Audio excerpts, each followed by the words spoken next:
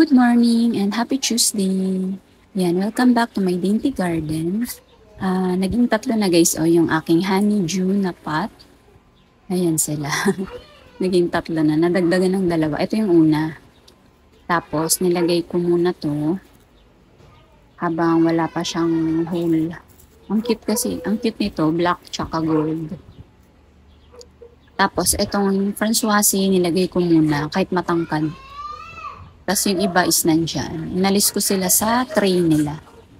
Okay lang mag-fancy pot dito sa mga rack ko dito. Kasi pag nagdidilig ako is binababa ko naman sila lahat. Binababa ko isa-isa. So okay lang kasi aalisin ko rin naman sila dyan para diligan. So mahirap kasi pag walang hole. Tapos yung hose. Hindi naman ako nag-hose dyan. Binababa ko. And may bad news ako sa aking favorite na Fairy Castle. Ganyan kasi siya. Ganito siya sa kanyang rack. So sabi ko nakaharap na siya dito. So kailangan ko yata italikod. Ayan, nakaharap na sila oh. Sabi ko talikod ko nga. So pag talikod ko, ayan na guys. May sakit pala siya oh. Mga scales. And ang daming infected. Napakadami. Tas mostly dun sa variegated part, dun sa mga full bar pa, ang natamaan. May agiw-agiw pa guys. Ayan. So, ikakat ko siya. I-uproot ko tsaka ikakat. Kawawa naman siya. Napakadami. Kasi nung nagpinta ako ng rack ko sa labas, wala pa to eh. So, recently lang to and ang bilis dumami. Kaya kailangang alisin ko na. Kasi dito sa side na to is wala naman. Yan, wala naman dito. Sa kabilang side. So, i-uproot ko na to tapos puputulin ko. Siguro kalahati to guys sa tingin ko. Aalisin ko na siya bago ko siya ipabrush. Kasi hindi na matatanggal yan. Hindi ko na matatanggal sa brush. Masyado na madami. Nakakalungkot lang kasi ano na to guys magti 3 years na to sa akin. And lumaki na siya talaga dito. Ngayon lang siya nagkaroon ng ganyan. So may plastic ako dito.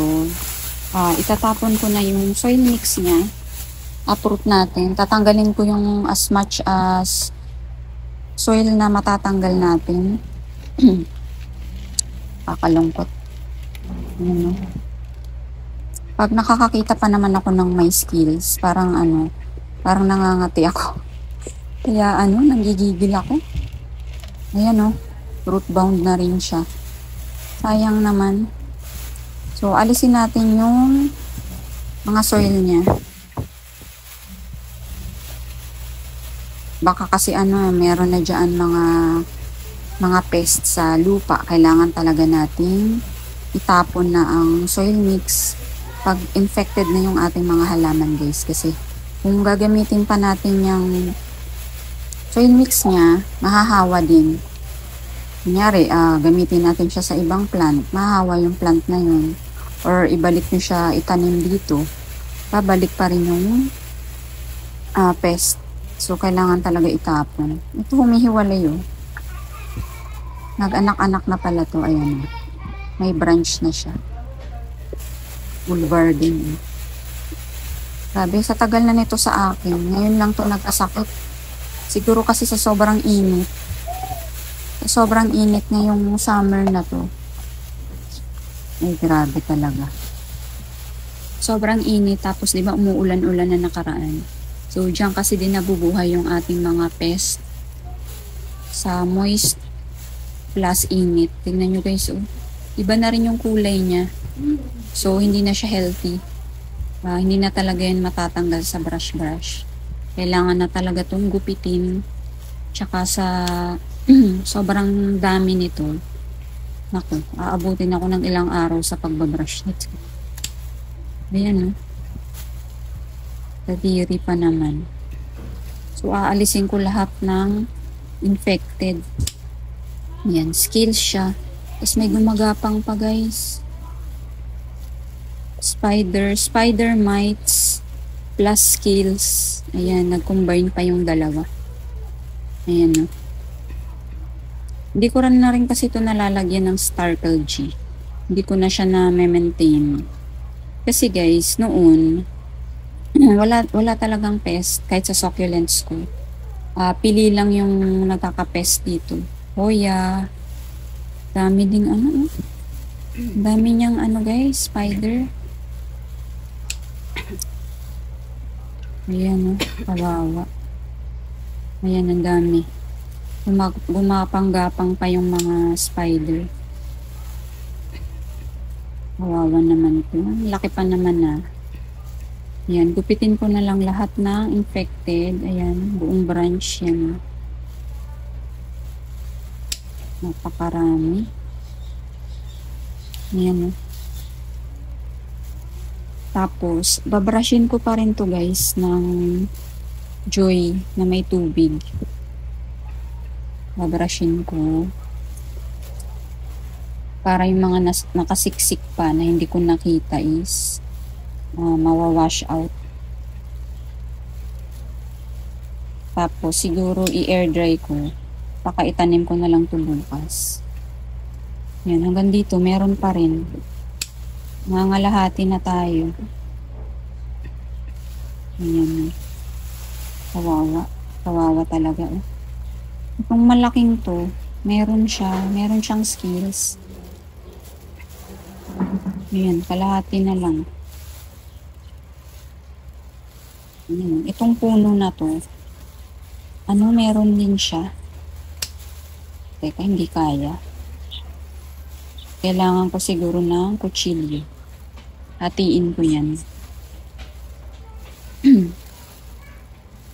Kawawa naman.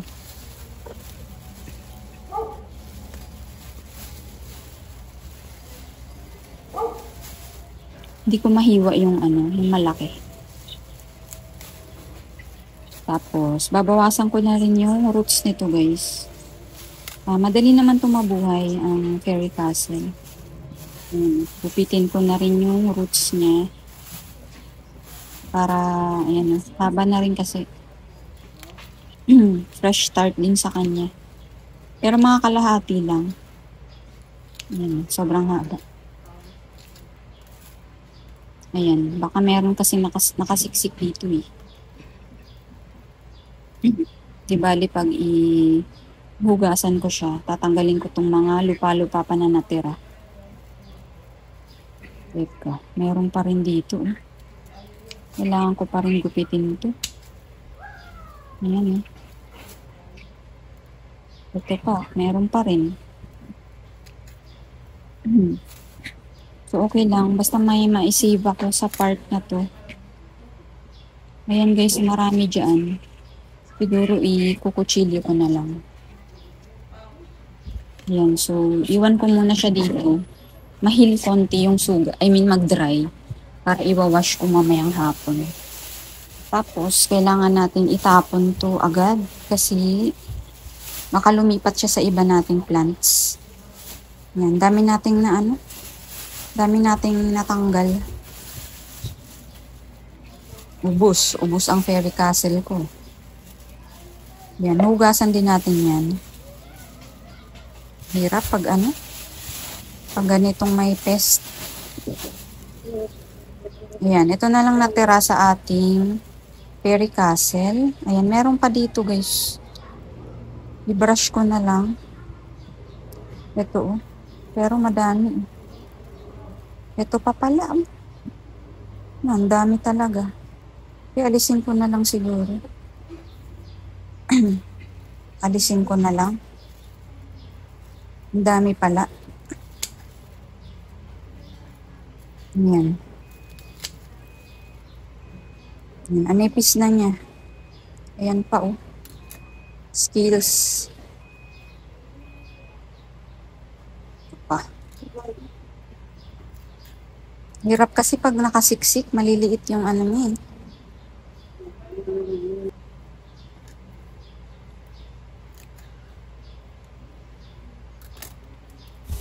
Ayan, ito na lang natira sa ating fairy castle. Ang nipis niya na. Pero okay lang, basta mabuhay siya. tutubo rin naman yan. Wala tayong magagawa na apektuhan siya ng pest. So, yan ang ating Tuesday morning. Kahit may bad news tayo, continue pa rin natin ang pag-aalaga sa ating mga halaman. Lusaw, skills, ay nako. Anyway, happy Tuesday pa rin guys, and thank you so much for watching. Update ko na lang kayo.